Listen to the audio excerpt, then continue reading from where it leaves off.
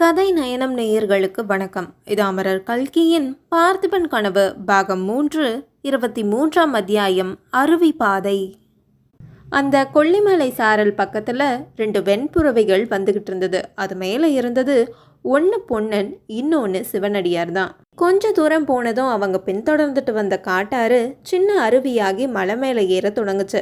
இதுக்கு மேலே இந்த வழியில் குதிரைகளால் போக முடியாது. அதனால் அவங்க அங்கேருந்து அடர்த்தியான மரங்கள் பக்கத்துலேயே அவங்களுடைய குதிரையை விட்டாங்க. அதுக்கப்புறம் 2 பேரும் அருவியோட வழியே பிடிச்சுக்கிட்டு மலை மேலே ஏற தொடங்கினாங்க.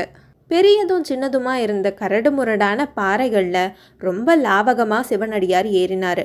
அதுக்கப்புறம் தண்ணீரில் இறங்கி நடப்பதாகட்டும், பாறைகளில் இருந்து தாவறதாகட்டும் எல்லாமே அவருக்கு சிரமமாகவே இருந்ததாக தெரியல. ஆனால் அவருக்கு பின்னாடி வந்த பொன்னனுக்கு ரொம்பவே திணறி போயிட்டான். சுவாமி, உங்களுக்கு தெரியாத வித்த ஒன்றுமே இல்லை போல இருக்கே அப்படின்னு பொன்னன் கேட்டான். ஒன்று இருக்கு பொண்ணா, கொடுத்த வாக்கை காப்பாற்றாமல் இருக்கிறது என்னால் முடியாத காரியம். ஆமாம், உங்கள் பார்த்திப மகாராஜாவுக்கு நான் கொடுத்த வாக்குனால என்னுடைய வாழ்க்கை லட்சம் எல்லாமே இப்படி குட்டிச்சவராக போகுது பாரு அப்படின்னு சொன்னார். அது எப்படி சுவாமி, பார்த்திப மகாராஜாவால் உங்கள் காரியம் கெட்டு போகும்? நான் வாதாபியிலேருந்து திரும்ப வந்தபோது தென்னாடு முழுசும் ஒரு பெரிய மகா சாம்ராஜ்யமாக ஆக்கணும் அப்படின்னு எண்ணத்தோடு வந்தேன். இந்த சோழ சேர பாண்டியர்கள் பேரை அழிச்சிட்டு மொத்தமாக பல்லவ சாம்ராஜ்யமாக ஆக்கணும்னு நான் கனவு கண்டேன். ஆனால் என்ன பிரயோஜனம்? பார்த்திபனுடைய சுத்த வீரம் என்னுடைய கனவையெல்லாம் தவிடுபொடி ஆக்கிடுச்சு. அவனுடைய மகனை நான் காப்பாற்றுறேன், ஒரு வீர புருஷனாக வளர்க்குறேன்னு அவனுக்கு நான் வாக்கு கொடுத்துட்டேன். சுதந்திர சோழ தேசத்தை உருவாக்குறதுக்கு இப்போ நானே உதவி செய்கிறதா ஆயிடுச்சு. இப்போ நினச்சா கூட ஏன் இந்த பௌர்ணமி இரவில் போர்க்களத்துக்கு போய் பார்த்திபனுடைய உடலை தேடினேன்னு இருக்கு. இதுக்கு பேர் தான் விதின்னு சொல்கிறாங்க போல. இப்படியே பேசிக்கிட்டே சிவனடியாரும் பொன்னனும் மலை மேலே ஏறி போனாங்க. இதுக்கு மேலே போகிறதுக்கு அருவி பாதையில் வழி இல்லை அப்படின்னு பொன்னன் சொல்லவே சிவனடியார் என்ன செய்யலான்னு யோசிச்சாரு. சுற்றி முத்தி பார்த்த பொழுது வேற எந்த வழியும் இருக்கிறதாவே தெரியல. மேலிருந்து அருவி நீர் விழுந்த இடம் ஒரு குளம் போல இருந்தது. குளத்துக்கு 2 பக்கமும் செங்குத்தான பாறைகள் இருந்தது. அந்த செங்குத்தான பாறைகளில் நடக்கிறது அசாத்தியமான காரியம். ஆனால் சிவனடியார் அதையும் செய்தார். அந்த செங்குத்தான பாறைகளில் கையும் காலையும் நல்லா ஊனி அப்படியே நடந்து போய் அந்த குளத்துக்கு மறுபக்கம் போய் சேர்ந்தாரு. சிவனடியார் மறைந்ததும் பொன்னனுக்கு ரொம்பவே பயமாயிடுச்சு. சிவனடியார் எங்கேயோ போயிட்டாரு, ஐயோ அவருக்கு என்ன ஆச்சுன்னு நினச்சி ரொம்பவே பயந்துட்டான். அத்தியாயம் 24 பொன்னன் பிரிவு. சிவனடியாரை காணோம் அப்படின்னு பயந்துட்டு இருந்த பொன்னனுக்கு திடீர்னு ஒரு நல்ல அதிர்ச்சிகரமான விஷயம் நடந்தது. சிவனடியார் அதே வழியாக திரும்ப வந்து பொன்னனையும் அப்படியே கூட்டிகிட்டு போனார். கொஞ்ச தூரம் போனதும் சிவனடியார் ஒரு பாறை சுவற்றை சுட்டி காட்டினார்.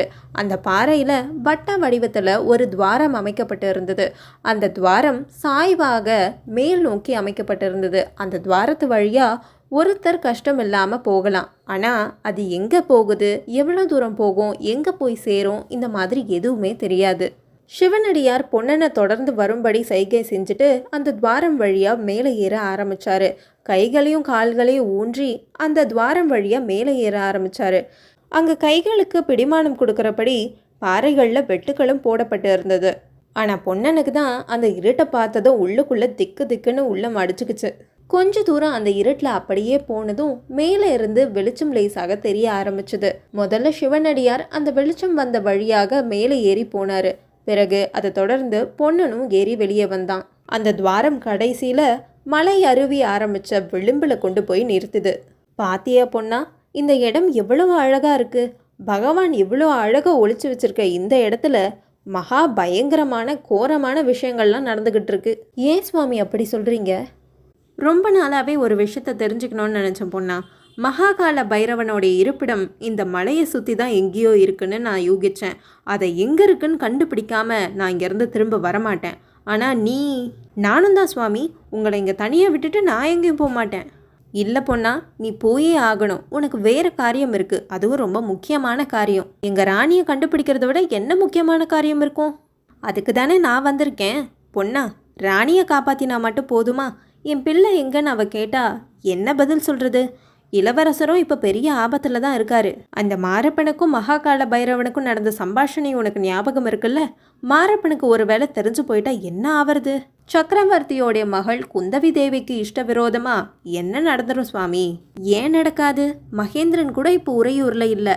பொன்னா, மாரப்பன் இப்போ சக்கரவர்த்தி பதவிக்காக ஆசையில் இருக்கான். அவன் அதுக்காக என்ன வேணாலும் செய்வான்.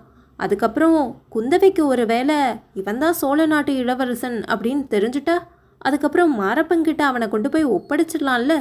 ஐயோ, அதனால தான் சொல்கிற பொண்ணா, நீ உடனே உறையூருக்கு போகணும். ஆனால் உங்களை விட்டுட்டு எப்படி சுவாமி போவேன்? அந்த மகாகால பைரவன் உங்களையும் பலி கொடுக்கணும் அப்படின்னு சொன்னானே, அதுக்கு அர்த்தம் என்னன்னு இப்போதானே எனக்கு புரியுது. என்னை பற்றி கவலைப்படாத பொண்ணா, என் வாழ்நாளில் இது போல் எத்தனையோ அபாயங்களை நான் பார்த்துருக்கேன். அந்த மகாகால பைரவரை நான் நேருக்கு நேர் பார்க்கணும் தான் நானும் ஆசைப்படுறேன். அவனை பற்றி எனக்கு ஒரு சந்தேகம் இருக்குது, அதையும் நான் தீர்த்துக்கணும். என்ன சந்தேகம் சுவாமி? அதை பற்றி சமயம் வரும்பொழுது சொல்கிறேன் பொண்ணா. நீ இப்போ உடனடியாக வந்த வழியாகவே திரும்ப போ. நேராக உறையூருக்கு போகணும். இளவரசரை பற்றி எந்த சந்தேகமும் வரலன்னா அவர் அங்கேயே இருக்கட்டும். இல்லை ஏதாவது அபாயம்னு தோணுச்சுன்னா அவரை ஜாக்கிரதையாக அழைச்சிக்கிட்டு மாமல்லபுரம் பக்கத்தில் இருக்க சித்ரா மண்டபத்துக்கு வந்து சேரணும். நான் அங்கே உங்களை சந்திக்கிறேன். ஒருவேளை நீங்கள் வரலைன்னா அடுத்த பௌர்ணமி வரைக்கும் பாரு. அதுக்குள்ளே நான் உறையூர்லேயோ இல்லை மாமல்லபுரத்து சித்ரா மண்டபத்துலேயோ உங்களை பார்க்கலன்னா நீ என்னை தேடிக்கிட்டு இங்கே வரலாம். அப்படியே ஆகட்டும் சுவாமி அப்படின்னு சொல்லிட்டு பொன்னன் அவர்கிட்ட விடை பெற்றுக்கிட்டு அங்கேருந்து கிளம்பினான். அதுக்கப்புறம் என்ன ஆச்சு அப்படின்னு தெரிஞ்சுக்க என்னோட சேனலை சப்ஸ்கிரைப் பண்ணுங்கள்.